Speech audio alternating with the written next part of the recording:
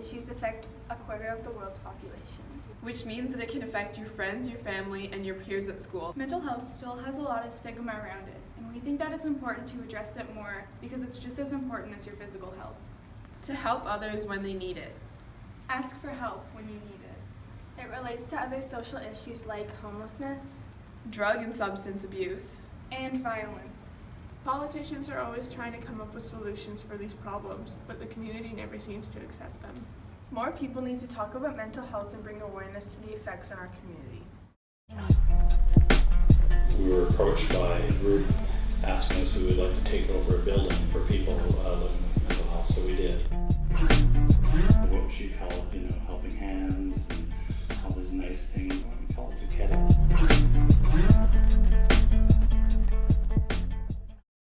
A lot of people came where it was cheapest to live, which is the downtown east side. So people went to Main and Hastings, they came to this area, and all of a sudden we have all these people that are here with mental health issues, and they're vulnerable and all that kind of stuff, and no place to go, right? So a group of citizens, a group of neighbors in this area here got together and said we really need to get something going.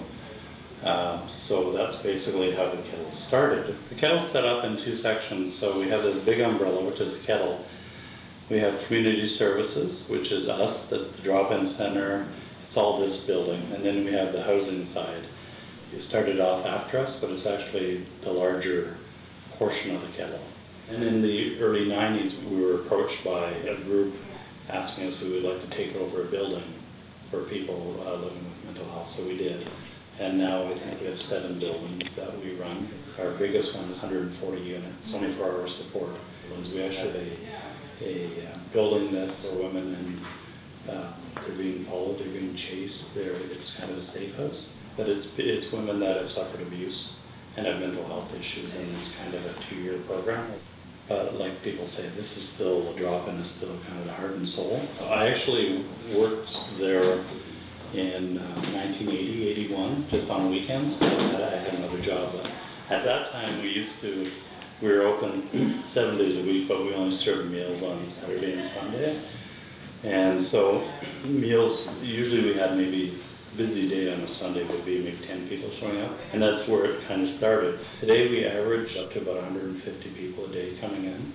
So now it's been a bit of a one-stop shop where people come in and they can come in and they can find a place to live, they can do programs here, they can go see advocacy, they can see the nurse. So basically they don't have to go anywhere else. I mean, in the drop-in center, we generally have about 5 staff working. We have, I think, 11 staff in total downstairs. We've been here for about 20 years, but the Kettle originally started just as a drop-in center, just as a place for people to come and not feel stigmatized. You walk around the street and you got some people, unfortunately, wearing 2 and 3 jackets, and it's the middle of summer, and it's like, people with some serious mental health issues.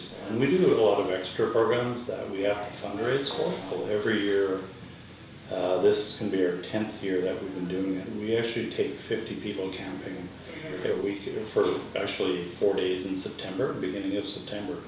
And we take a group to Camp Jubilee. 10 years ago we started doing this. We did a bit of fundraising, and it really was an opportunity for people. Some people here don't even drive in cars. That's a thrill just to get in a car, because they're always dealing with the buses and walking and that. So it was felt that it was a good opportunity for people to get a bit of a get away from the place. We actually have turned people down from coming because we have so many people wanting to go. We started going 2 nights in the summertime, then it's up to 3 nights. But unfortunately, the cost is substantial. It's about $14,000 to rent Camp Jubilee, all to ourselves, and that includes all the meals. And they have staff, and we do programs. They do kayak lessons. They do a boat trip up Indian Arm. They do. Last year we did archery for the first time, and this is stuff that most of the people that are coming have never experienced before. And if we didn't have people that would be able to be willing to donate money, this is where these programs get lost. So we have to find a really imaginative ways to kind of raise money to do this. So every year we have to scramble to make sure we can get the money together. So I would think that we would probably use that money towards our camping trip.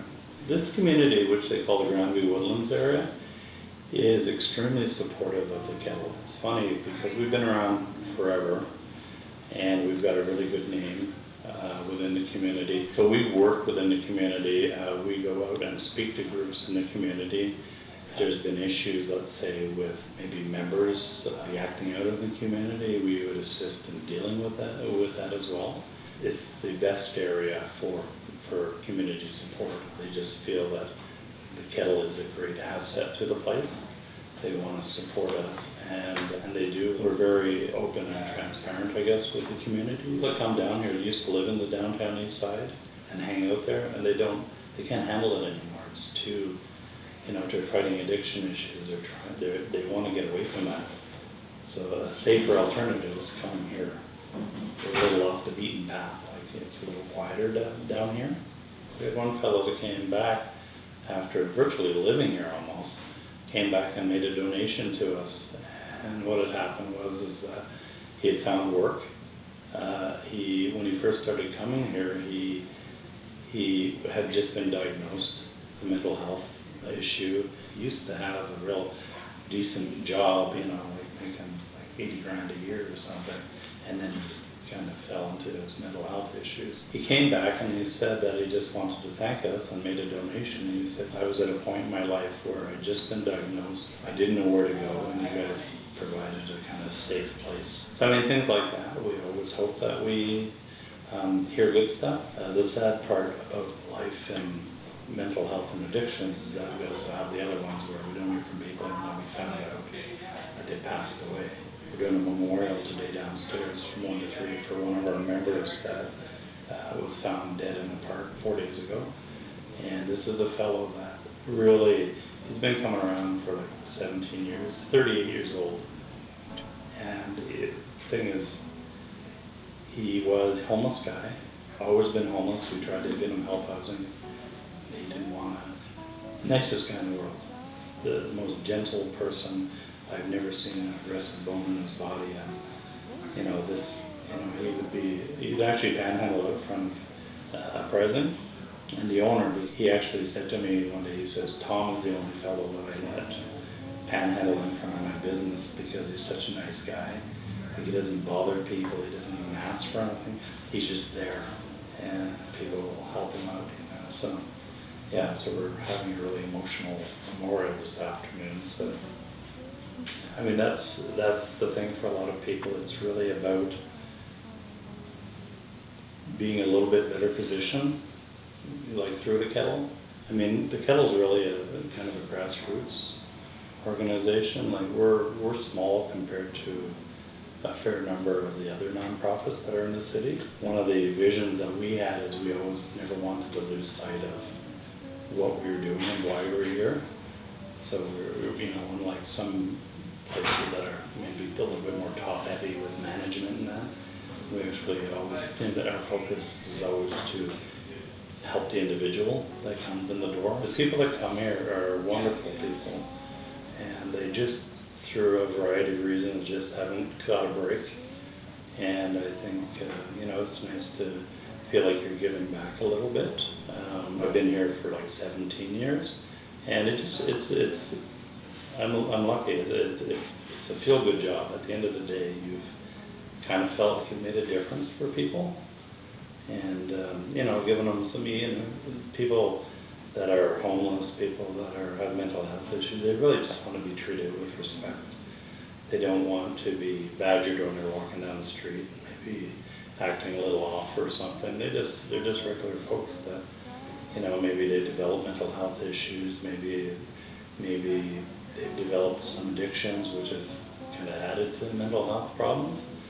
But, a lot of our members have family, they have kids. Sometimes unfortunately, they don't get to see either family or, brothers and sisters because of the various issues that they have that come here. When we open the doors at 8:30 in the morning, there's usually a line up to get in here, and people just feel safe. They feel like they can come in and not have to worry about being stigmatized. People usually drop in for a whole variety of reasons. They come in just for the programs, just for the socializing, so it's just a passion that I guess I've always had you know, people need help, and, you know, I think the people that have a little bit more should be doing a little bit